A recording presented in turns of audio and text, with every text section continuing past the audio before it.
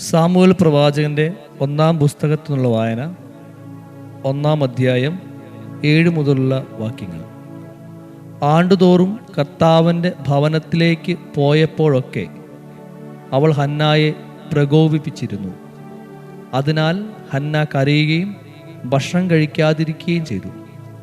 ഭർത്താവായ എൽക്കാന അവളോട് ചോദിച്ചു, ഹന്ന, എന്തുകൊണ്ടാണ് നീ കരയുന്നത്, ഭക്ഷിക്കാതിരിക്കുകയും ചെയ്യുന്നത്? എന്തിനു ദുഃഖിക്കുന്നു? ഞാൻ നിനക്ക് 10 പുത്രന്മാരിലും ഉപരിയല്ലേ? സ്നേഹം നിറഞ്ഞവരെ, ഇന്നത്തെ ദിവസം നമ്മൾ കാണാൻ പോകുന്ന വിഷയമെന്ന് പറയുക, നിങ്ങളുടെ കുടുംബത്തിലുള്ള ഒരാളുടെ, നിങ്ങളുടെ ജീവിത പങ്കാളിയുടെ ആയിരിക്കാം, മാതാപിതാക്കളുടെ ആയിരിക്കാം, മക്കളുടേതായിരിക്കാം, ഒരു സ്വകാര്യ വേദനയെ നിങ്ങൾ പരിഗണിക്കണം. നിങ്ങളുടെ ജീവിത പങ്കാളി അല്ലെങ്കിൽ മക്കൾ, മാതാപിതാക്കൾ അനുഭവിക്കുന്ന ഒരു സ്വകാര്യ ദുഃഖത്തെ നിങ്ങൾ പരിഗണിക്കണം. അതിന് നിങ്ങളൊരു വില കൊടുക്കുകയും ചെയ്യണം. ഇന്നത്തെ വിശുദ്ധ ഗ്രന്ഥ ഭാഗത്ത് നമ്മൾ കണ്ടുമുട്ടുകയാണ്, ഹന്ന എന്ന് പറയുന്ന സ്ത്രീക്ക് മക്കളില്ലായിരുന്നു. അതവളെ വ്യക്തിപരമായിട്ട് ഒരുപാട് വിഷമിപ്പിച്ചിരുന്നു. അതുമൂലം അവൾ ഒരുപാട് വേദന അനുഭവിച്ചിരുന്നു, പരിഹസിക്കപ്പെട്ടിരുന്നു. അവളുടെ ഭർത്താവായ എൽക്കാന എന്ത് ചെയ്തു? ഈ വിഷയത്തിന്മേൽ അവളെ കേൾക്കുകയും അവളെ സ്വാന്തനിപ്പിക്കുകയും ചെയ്തിരുന്നു, അവളെ ആശ്വസിപ്പിക്കുകയും ചെയ്തിരുന്നു. പലപ്പോഴും നമ്മുടെ കുടുംബജീവിതത്തിൽ നമ്മുടെ ജീവിത പങ്കാളിയോ മക്കളോ മാതാപിതാക്കളോ അനുഭവിക്കുന്ന ഒരു വിഷയം നമ്മൾ വില കൊടുക്കാറില്ല. പലപ്പോഴും നമ്മൾ അത് അറിയുമെങ്കിലും കേൾക്കുന്നുണ്ടെങ്കിലും നമ്മൾ അതിന് വേണ്ട ഒരു വില കൊടുക്കുന്നില്ല. ആ വില കൊടുക്കാത്തത് കൊണ്ട് നമ്മുടെ കുടുംബജീവിതത്തിൽ ഒരുപാട് പ്രശ്നങ്ങളും ബുദ്ധിമുട്ടുകളും ഒക്കെ നമ്മൾ അനുഭവിച്ചുകൊണ്ടിരിക്കുകയാണ്.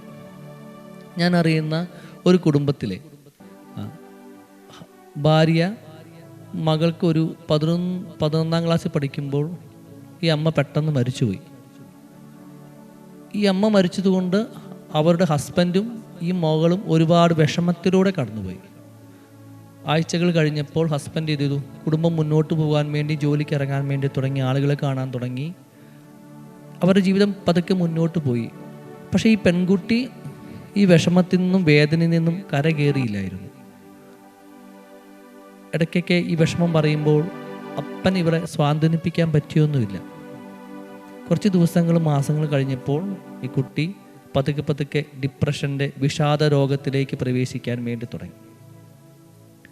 ഇന്ന് നമ്മുടെ കുടുംബങ്ങൾ അനുഭവിക്കുന്ന ഏറ്റവും വലിയ പ്രതിസന്ധികളിലൊന്നാണ് ഈ ഡിപ്രഷൻ അല്ലെങ്കിൽ വിഷാദ രോഗം എന്ന് പറയുന്നത്. അതിന് പ്രധാനപ്പെട്ട ഒരു കാര്യമെന്ന് പറയുക, അവർ അനുഭവിച്ചുകൊണ്ടിരിക്കുന്ന വ്യക്തിപരമായ ഒരു വിഷയത്തിന്മേൽ ആ കുടുംബത്തിലുള്ള കുടുംബാംഗങ്ങൾക്ക് ചിലപ്പോൾ അവർക്ക് താല്പര്യമില്ലാതാവുന്നു, അത് കേൾക്കപ്പെടുന്നില്ല, ആ വിഷയം അവരെ സ്വാന്തനിപ്പിക്കുന്നില്ല. ഞാൻ അറിയുന്ന കുടുംബത്തിൽ അമ്മ ചെറുപ്പത്തിലെ മരിച്ചുപോയി. ഹസ്ബൻഡ് ചെയ്തു, ഈ കുടുംബത്തിൽ 2 പെൺമക്കൾക്ക് വേണ്ടി ജീവിതം മുഴുവൻ മാറ്റിവെച്ചു. അവർ ഏറ്റവും നല്ല സ്കൂളുകളിൽ പഠിച്ചു, നല്ല വിദ്യാഭ്യാസം കൊടുത്തു, നല്ല കുടുംബത്തിലൊക്കെ അവരെ വിവാഹം കഴിച്ചയച്ചു. മക്കളൊക്കെ പോയി കഴിഞ്ഞപ്പോൾ പതുക്കെ ഈ മനുഷ്യൻ്റെ ജീവിതത്തിൽ ഒരു ശൂന്യതാബോധം കയറാൻ വേണ്ടി തുടങ്ങി. പെൺമക്കൾ കുടുംബമായിട്ട് മുന്നോട്ട് പോയി. അവളെ ഇടയ്ക്കൊക്കെ അവർ ആഴ്ചയിൽ ഈ അപ്പനെ വിളിക്കുകയൊക്കെ ചെയ്യുമായിരുന്നു. പക്ഷേ ഈ അപ്പൻ്റെ സ്വഭാവത്തിലും ചിന്തയിൽ വരുന്ന മാറ്റങ്ങളൊന്നും ഇവർക്ക് തിരിച്ചറിയാൻ വേണ്ടി പറ്റിയില്ല. കുറച്ച് നാളുകൾ കഴിഞ്ഞു. പെട്ടെന്ന് തന്നെ നല്ല ആരോഗ്യമുണ്ടാകുന്ന ആ മനുഷ്യൻ്റെ ആരോഗ്യം ക്ഷയിക്കാൻ വേണ്ടി തുടങ്ങി. പതുക്കെയും മനുഷ്യൻ ഒരു മറവി രോഗത്തിലേക്ക് പ്രവേശിച്ചു. സ്നേഹം നിറഞ്ഞവരെ, നമ്മുടെ കുടുംബത്തിൽ ചിലപ്പോൾ നമ്മുടെ ജീവിത പങ്കാളിയോ മാതാപിതാക്കളോ മക്കളോ അവരനുഭവിക്കുന്ന ചില സ്വകാര്യ വിഷമങ്ങളുണ്ട്.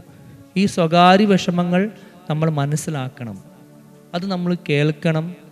ആ വിഷയം പറഞ്ഞ് അവരെ നമ്മൾ ആശ്വസിപ്പിക്കണം. ഹന്ന എന്ന് പറയുന്ന സ്ത്രീ അവളുടെ സ്വകാര്യ വിഷയം പറഞ്ഞപ്പോൾ, വേദന പറഞ്ഞപ്പോൾ, അവളുടെ ഭർത്താവായ എൽക്കാന എന്ത് ചെയ്തു? ആ വിഷയം പറഞ്ഞ് അവളെ ആശ്വസിപ്പിച്ചു. വിശുദ്ധ ഗ്രന്ഥം കൃത്യമായിട്ട് പറയുന്നു, എൽക്കാന പറഞ്ഞു, ഹന്നേ, ഞാൻ നിനക്ക് 10 പുത്രന്മാരിലും ഉപരിയല്ലേ? ഹന്നായിക്കൊണ്ടാകുന്ന വിഷമം എന്ന് പറയുക, ആ വിഷയം എന്ന് പറയുന്ന മക്കളില്ലായിരുന്നു. എൽക്കാന എന്ത്? ആ വിഷയം പറഞ്ഞ് അവരെ സ്വാന്തനിപ്പിച്ചു. നിങ്ങളുടെ ജീവിതത്തിൽ നിങ്ങളുടെ ജീവിത പങ്കാളിയോ മക്കളോ മാതാപിതാക്കന്മാരോ അനുഭവിക്കുന്ന ഈ സ്വകാര്യ വേദനകൾ നിങ്ങൾ മനസ്സിലാക്കണം. ആ വിഷയം പറഞ്ഞ് അവരെ ആശ്വസിപ്പിക്കണം. ഞാൻ അറിയുന്നൊരു കുടുംബത്തിലെ ചേച്ചി, +2 കഴിഞ്ഞൊരു ചേച്ചിയാണ്.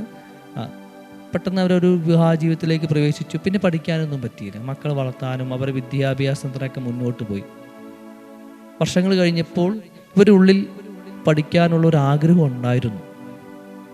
ഇത് മനസ്സിലാക്കിയ അവരുടെ ജീവിത പങ്കാളി മക്കളെയൊക്കെ കല്യാണം കഴിഞ്ഞപ്പോൾ ഇവരോട് പറഞ്ഞു, നിങ്ങൾ ഇനി കുറച്ചും കൂടി പഠനത്തിൽ ശ്രദ്ധിക്കണം. അങ്ങനെ ആ മനുഷ്യൻ ജീവിത പങ്കാളിയുടെ ആ പഠിക്കാൻ പറ്റിയില്ലെന്ന വിഷമത്തെ തരണം ചെയ്യാനായിട്ട് അവരെ അനുവദിച്ചു. പലപ്പോഴും നമ്മുടെ കുടുംബജീവിതത്തിൽ ഇന്നത്തെ കാലഘട്ടം അനുഭവിക്കുന്ന ഏറ്റവും വലിയ വിഷമം എന്ന് പറയുക, കൂടെയുള്ള ആളുകൾ പെട്ടെന്ന് തന്നെ വിഷാദ രോഗത്തിലേക്കും ഡിപ്രഷനിലേക്കൊക്കെ അവർ പോയിക്കൊണ്ടിരിക്കുകയാണ്. അതിനെ അതിജീവിക്കണമെങ്കിൽ നമ്മൾ ഒരു എമ്പത്തറ്റിക്കായിട്ട് നമ്മുടെ കൂടെയുള്ള, നമ്മുടെ കുടുംബത്തിലുള്ള ആളുകളുടെ വേദനയിൽ നമ്മൾ പങ്കെടുക്കണം. പ്രത്യേകിച്ച് ഒരു പുതിയൊരു വിവാഹം കഴിച്ച ആളുകൾ ഒരു പുതിയ കുടുംബമായിട്ട് ജീവിക്കുമ്പോൾ ചിലപ്പോൾ അവർക്ക് കിട്ടാത്ത മാതാപിതാക്കന്മാരുടെ സ്നേഹവും പരിലാളനയും ഒക്കെ ജീവിത പങ്കാളിയെ നിങ്ങൾ കൊടുക്കണം. ചിലപ്പോൾ നിങ്ങളുടെ ഭാര്യ നല്ലൊരു സ്നേഹിക്കപ്പെടുന്ന കുടുംബത്തിൽ വളർന്ന ഒരാളാകാം. പെട്ടെന്ന് ഭർത്താവിൻ്റെ കുടുംബത്തിലേക്ക് പ്രവേശിക്കുമ്പോൾ ഇവർക്ക് കിട്ടാതെ പോകുന്ന ചില സ്നേഹങ്ങളുണ്ട്. ആ സ്നേഹമൊക്കെ ഇവർ വന്ന കുടുംബത്തിൽ അവർക്ക് കൊടുക്കാൻ വേണ്ടി നമ്മൾ പരിശ്രമിക്കണം. ചിലപ്പോൾ നമ്മുടെ ജീവിത പങ്കാളിയോ മക്കളോ മാതാപിതാക്കന്മാരോ പറയുന്ന ഒരു കാര്യം ചെറിയൊരു കാര്യമായിരിക്കാം. നമ്മളെ സംബന്ധിച്ചിടത്തോളം അതിനൊരു വിലയുണ്ടാവില്ല. പക്ഷെ അവരെ സംബന്ധിച്ച് അത് വളരെ വിലപ്പെട്ട ഒരു കാര്യമാണ്. എൽക്കാന എന്ത് ചെയ്തു? തൻ്റെ ജീവിത പങ്കാളി പറഞ്ഞ ആ കാര്യത്തിന് ഒരുപാട് വില കൊടുത്തു. ആ കാര്യത്തിന് ഒരുപാട് വില കൊടുത്തു. ആ വിഷയം പറഞ്ഞ് തൻ്റെ ജീവിത പങ്കാളിയെ അവൻ സ്വാന്തനപ്പെടുത്തി, ആശ്വസിപ്പിച്ചു. നമ്മുടെ ജീവിതത്തിലും നമ്മുടെ ജീവിത പങ്കാളിയോ മാതാപിതാക്കന്മാരോ അനുഭവിക്കുന്ന ഒരു വിഷയത്തെ പറഞ്ഞ് അവരെ നമ്മൾ സ്വാന്തനിപ്പിക്കണം. കഴിയുമെങ്കിൽ ആ പ്രശ്നം പരിഹരിക്കാൻ വേണ്ടി നമ്മൾ നോക്കണം. പലപ്പോഴും നമ്മുടെ കുടുംബങ്ങളിൽ ഇന്നത്തെ സമൂഹത്തിൻ്റെ ചുറ്റുപാടുകൾ കൊണ്ട് കേൾക്കപ്പെടാതെ പോകുന്ന ഒരുപാട് വിഷയങ്ങളുണ്ട്. ഈ കേൾക്കപ്പെടാത്തത് കൊണ്ട് പലതരത്തിലുള്ള ബുദ്ധിമുട്ടുകളും പല രോഗങ്ങളും മാനസികമായ സംഘർഷങ്ങളും മറവി രോഗം, വിഷാദ രോഗം, ഡിപ്രഷനൊക്കെ നമ്മുടെ കുടുംബങ്ങളിലേക്ക് പതുക്കെ കയറാൻ വേണ്ടി തുടങ്ങി. പണ്ടുണ്ടായിരുന്ന ഒരു കാലഘട്ടത്തിൽ കൂട്ടുകുടുംബമായിട്ട് നമ്മൾ ജീവിച്ചപ്പോൾ ഇങ്ങനെയൊക്കെ ബുദ്ധിമുട്ടുകൾ പലപ്പോഴും പരിഹരിക്കപ്പെട്ടിരുന്നു പല രീതിയിൽ. പക്ഷേ ഇന്നത് പരിഹരിക്കപ്പെടുന്നില്ല. സ്നേഹം നിറഞ്ഞവരെ, നിങ്ങൾ ഈ ക്ലാസ് കേട്ട് കഴിയുമ്പോൾ ഒരു നിമിഷം കണ്ണുകളടച്ച് നിങ്ങൾ ശാന്തമായിട്ടിരിക്കുക. എന്നിട്ട് നിങ്ങൾ ഒന്ന് ആലോചിക്കുക, നിങ്ങളുടെ കുടുംബത്തിൽ എൻ്റെ അപ്പൻ്റെ അല്ലെ എൻ്റെ അമ്മയുടെ, എൻ്റെ ജീവിത പങ്കാളിയുടെ, ഹസ്ബൻഡിൻ്റെയോ ഭാര്യയുടെയോ മക്കളുടെയോ സ്വകാര്യ ദുഃഖം എന്തായിരിക്കാം? ആ ദുഃഖം ഞാൻ എത്ര പ്രാവശ്യം കേട്ടിട്ടുണ്ട്, എത്ര പ്രാവശ്യം ഞാൻ അവരെ സ്വാന്തനപ്പെടുത്തിയിട്ടുണ്ട്, ഒരു എമ്പത്തറ്റിക്കായിട്ട് ഞാൻ അവരെ കേട്ടിട്ടുണ്ടോ എന്ന് നമുക്ക് നോക്കാം. സ്നേഹം നിറഞ്ഞവരെ, എൽക്കാന തൻ്റെ ഭാര്യ ഹന്നയുടെ സ്വകാര്യ വേദനയിൽ പങ്കുപറ്റിയതുപോലെ നമ്മുടെ കുടുംബങ്ങളിലുള്ള മാതാപിതാക്കന്മാരുടെയും മക്കളുടെയും ജീവിത പങ്കാളിയുടെയും സ്വകാര്യ വേദനകളിൽ നമ്മൾ പങ്കുചേരണം. അവരെ നമ്മൾ ആശ്വസിപ്പിക്കണം, അവരെ നമ്മൾ സ്വാന്തനപ്പെടുത്തണം. ചിലപ്പോൾ നമുക്ക് പ്രാർത്ഥന കൊണ്ട് അവരെ സ്വാന്തനപ്പെടുത്താൻ വേണ്ടി പറ്റും. ചിലപ്പോൾ നമ്മുടെ ചില വാക്കുകൾ കൊണ്ടും പ്രവർത്തികൾ കൊണ്ടും അവരെ സ്വാന്തനപ്പെടുത്താൻ വേണ്ടി നമുക്ക് പറ്റണം. നമ്മളത് മാറി നിൽക്കാതെ അവരോട് ചേർന്ന് നിൽക്കാൻ വേണ്ടി നമുക്ക് പരിശ്രമിക്കണം. ഒരു നിമിഷം നമുക്ക് നമ്മുടെ കുടുംബങ്ങളെ സമർപ്പിച്ച് പ്രാർത്ഥിക്കാം. നമ്മുടെ കുടുംബങ്ങളിൽ ഇങ്ങനെ ബുദ്ധിമുട്ട് അനുഭവിക്കുന്ന ആളുകളുണ്ട്. അതിൽ ദൈവത്തിൻ്റെ ഒരു ഇടപെടൽ ഉണ്ടാകാൻ വേണ്ടി നമുക്ക് പ്രാർത്ഥിക്കാം. ഈശോയെ, ഞങ്ങളുടെ കുടുംബങ്ങളിൽ ഞങ്ങളുടെ മാതാപിതാക്കന്മാർ, മക്കൾ, ജീവിത പങ്കാളിയൊക്കെ അനുഭവിക്കുന്ന അവരുടെ സ്വകാര്യ വേദനയിലേക്ക് നീ കടന്നു വന്ന് അവരെ സ്വാന്തനപ്പെടുത്തണമേ. അതിൽ ഒരു നന്മയുണ്ടാകാൻ വേണ്ടി നമുക്ക് പ്രാർത്ഥിക്കാം. ഈശോ മിശിഹാ നമ്മളെല്ലാവരെയും അനുഗ്രഹിക്കട്ടെ. നമ്മുടെ കുടുംബം സന്തോഷത്തിലും സമാധാനത്തിലും ഐശ്വര്യത്തിലും മുന്നോട്ട് പോകുവാൻ വേണ്ടി നമുക്ക് പ്രാർത്ഥിക്കാം. ഇപ്പോഴും എപ്പോഴും എന്നേക്കും. ആമേൻ.